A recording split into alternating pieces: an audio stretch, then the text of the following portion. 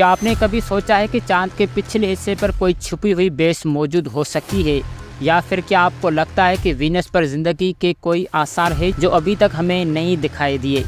आज हम आपको ले चलेंगे एक सफ़र पर जहां हम एक्सप्लोर करेंगे कुछ ऐसे स्पेस कॉन्स्पिरेसी थ्योरीज जो हर दौर में चर्चों में रहती है। इन थ्योरीज के मुताबिक क्या एलियंस हमारे आसपास हैं, क्या नासा ने हमसे कुछ छुपा रखा है, और क्या प्लैनेट 9 सच में हमारी दुनिया के साथ टकराने वाला है।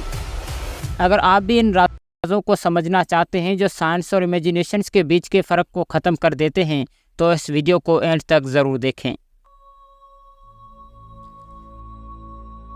इस थ्योरी के मुताबिक अपोलो प्रोग्राम से मुतालिक सब कुछ स्टेज था और दूसरी ताकतवर तंजीमों की मदद से किया गया था।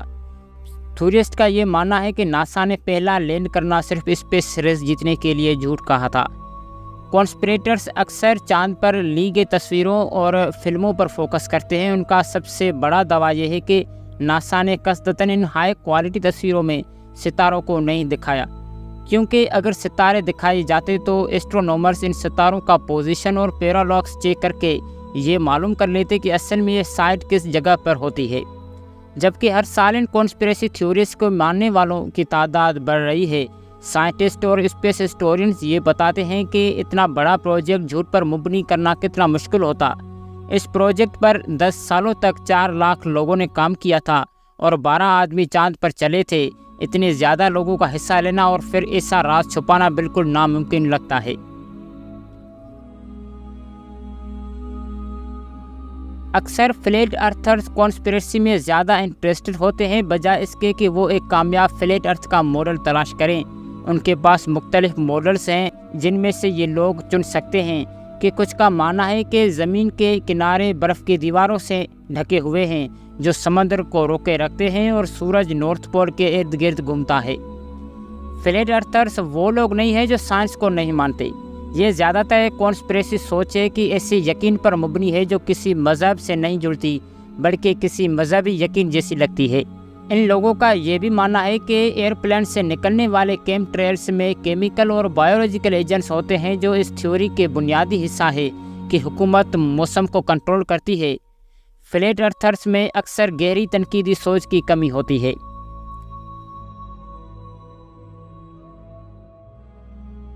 ये अफवाह है कि सोवियत ने पहले ही एक आदमी को 7 अप्रैल 1961 को स्पेस में भेज दिया।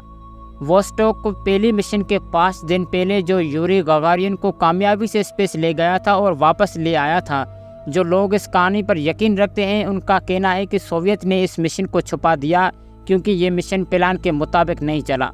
एशिल और गियोवानी जोडिका गोडगेलिया जो इटली के 2 शौकिया रेडियो ऑपरेटर्स थे के मुताबिक उनके पास एक ऑर्बिटिंग कैप्सूल से ली गई ऑडियोस मौजूद है जो गागेरियन के स्पेस में जाने से चंद दिन पहले रिकॉर्ड की गई। उन्होंने स्पेस से 4 ऑडियोस रिलीज़ किए। पहला ऑडियो मई 1960 का है जब एक मैनिड स्पेसक्राफ्ट रास्ते से हट गया था। दूसरा ऑडियो उसी साल का है जो एक ट्रबल स्पेसक्राफ्ट का SOS मोर्स कोड था जब वो ऑर्बिट छोड़ रहा था। और तीसरा एक कॉस्मोनाउट का था जो दम घुटने की वजह से मर रहा था क्योंकि उन लोगों का इंतकाल हो चुका है।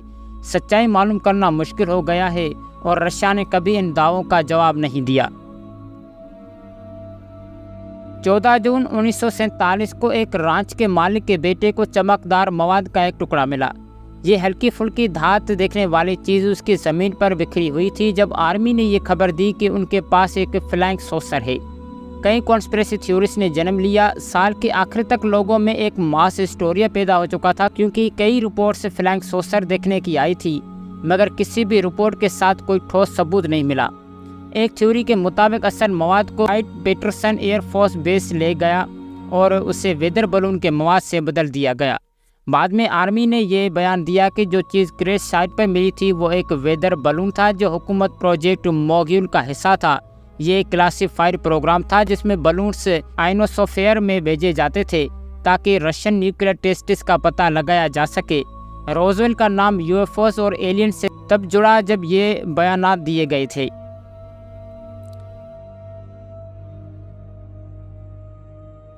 कॉन्स्पिरेसी थ्योरिस्ट हमेशा से चांद के हिस्से के बारे में ज़्यादा जानने के लिए उत्सुक रहते हैं जो ज़मीन से नज़र नहीं आता।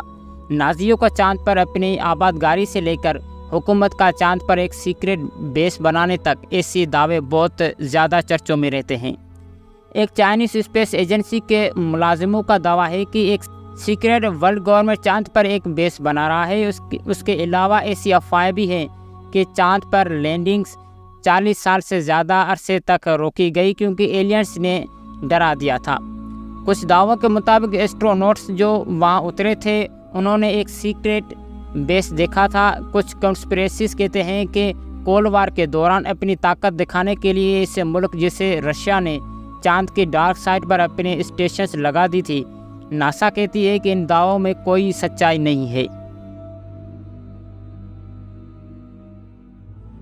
अक्सर साइंटिस्ट का मानना है कि ये वाकया एक छोटे कॉमेट के टुकड़े से हुआ जो अर्थ के एटमॉस्फेयर में फट गया, मगर कॉन्स्पिरेसी थ्योरिस्ट एलियन से लेकर एक माइक्रोस्कोपिक ब्लैक होल तक के जिक्र करते हैं जो अर्थ को ब्रश करते हुए गुजरे।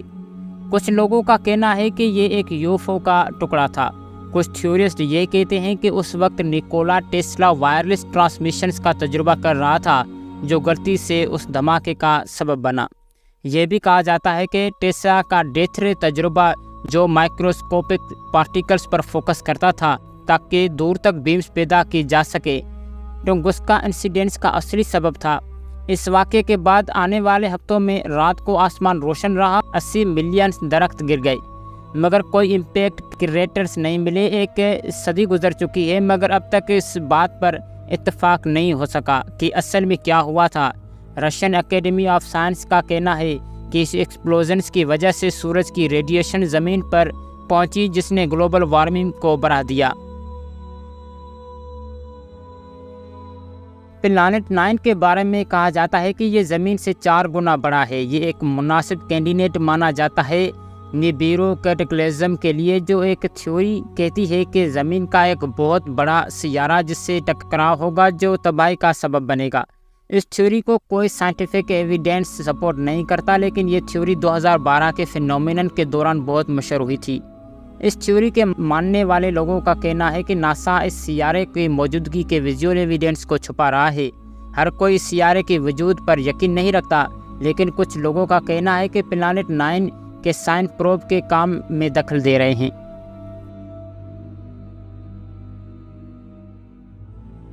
1967 से ये तस्वीरें बहुत से मशहूर कल्चरल रेफरेंस में दिखाई गई जो इस बात की निशानदेही करते हैं कि मार्स पर किसी दौर में ज़िंदगी थी। फेस ऑन मार्स थ्योरी 1998 तक चली जब नासा और यूरोपियन स्पेस एजेंसी ने हाई रेजोल्यूशन कैमरा से तस्वीरें पब्लिश करना शुरू की। उन्होंने साबित किया ये फेस जैसी शक्ल एक इत्तेफाक था।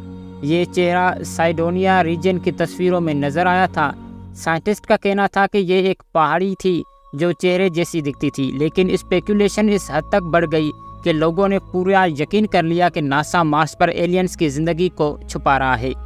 इस बात में यूरोपियन स्पेस एजेंसी को ईमेल कंपेन्स तक ले गया ताकि वो ज़्यादा बेहतरीन तस्वीरें शो करे। बाद में पूरी एरिया की तस्वीरों से ये पता चला कि ये सिर्फ पहाड़ियाँ थी जो वक्त के साथ घिस रही थी।